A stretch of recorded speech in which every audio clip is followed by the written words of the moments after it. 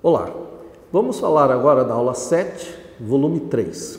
São dois temas nesta aula, a questão dos tratados de limites e a questão dos movimentos nativistas. Bom, sobre os tratados de limites, primeiro, lembrem que Portugal e Espanha assinam o primeiro tratado de limites ainda no século XV, antes de Cabral chegar aqui.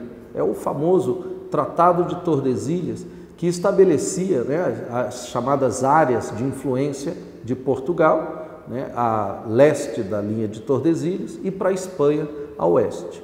Muito bem, daí vem Cabral, vem a ocupação do litoral, vem a ocupação do Vale Amazônico, do interior do Nordeste, da região Centro-Oeste, da região Sul, todo aquele conjunto de fatores que marcam o século XVI e XVII e que nós vimos principalmente nas aulas 5 e 6. Muito bem. Por que a Espanha admite, aceita que Portugal vá se expandindo para o interior? Duas razões. Primeiro, lembrar o período da União Ibérica, em que a linha de Tordesilhas perdeu seu valor.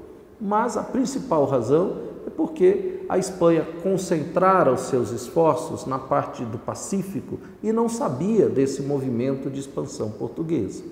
Isso até qual momento? Até que, em 1680, Portugal funda a Colônia de Sacramento, em frente a Buenos Aires. Buenos Aires, que era o principal porto de exportação dos produtos espanhóis aqui na América e de entrada também de produtos para venda. Pronto, aí que começa a confusão. Porém, espanhóis e portugueses não queriam transformar esse processo numa guerra e começaram a negociar. Então, a definição dos limites se dá pela via diplomática. Lembre de outro detalhe, leva muito tempo. A fundação da colônia é 1680 e a definição desses acordos se dá só no comecinho do século XIX. Desse longo processo, em que vários tratados marcam avanços e retrocessos, o tratado mais importante é o Tratado de Madrid.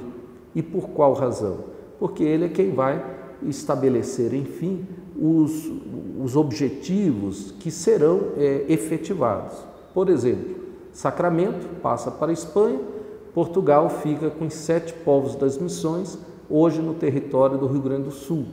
Portugal e Espanha chegam a um acordo sobre a posse das terras por meio do princípio do uti possidetis, que dava a Portugal a posse definitiva porque os portugueses tinham ocupado efetivamente aquelas terras.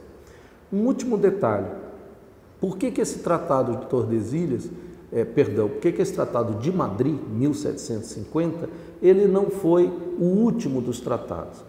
Porque os jesuítas envolvidos nesse processo não aceitaram um acordo e se rebelaram, ocorrendo um confronto chamado de Guerras Guaraníticas, o que acabou levando à anulação do Tratado de Madrid, que só será revalidado 50 anos depois pelo Tratado de Badajoz, que aí sim passou a régua nessa discussão. Então veja, é um assunto relativamente curto, porém com muitos elementos, muitas informações, muitas possibilidades de estabelecer relações e, evidentemente, perguntas no seu vestibular.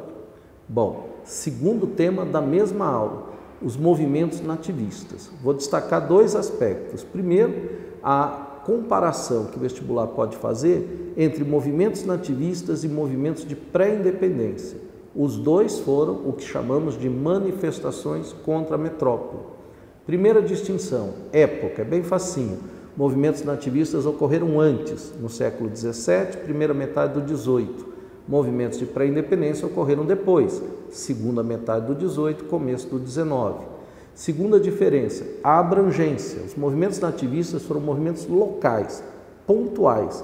Os movimentos de pré-independência foram regionais, mais amplos, envolvendo até, em alguns casos, a colônia como um todo. E terceira e última distinção, os movimentos nativistas não pretendiam o rompimento do pacto colonial. Já os movimentos de pré-independência, o nome já diz tudo, eram movimentos que propunham um rompimento com a metrópole. Exemplos. Lembra lá dos 5 principais exemplos dos movimentos nativistas. A aclamação de Amador Bueno, que ocorreu em São Paulo, revolta de Beckman, no Maranhão, a Guerra dos Mascates, antes ainda a Guerra dos Emboabas, em Minas Gerais, a dos Mascates, em Pernambuco, e a de Vila Rica, em Minas Gerais. Eu quero acrescentar 2 exemplos que até não comentamos em sala, porque esses 5 movimentos são os mais importantes, mas de vez em quando os vestibulares lembram um ou outro exemplo de menor incidência. Foi o caso da chamada, vejam só, Revolta da Cachaça, que ocorreu no Rio de Janeiro no século XVII e que não teve nada a ver com questão de cachaceiros ou não. Tem a ver com o fato de o governo ter tentado impor um imposto extra sobre a produção de aguardente e gerou uma revolta. E a outra, que também tem um nome muito curioso, se chama de a Revolta do Maneta, também curioso, mas apenas era referência a um líder do movimento, isso em Pernambuco, por causa dos desmandos de um governador da região.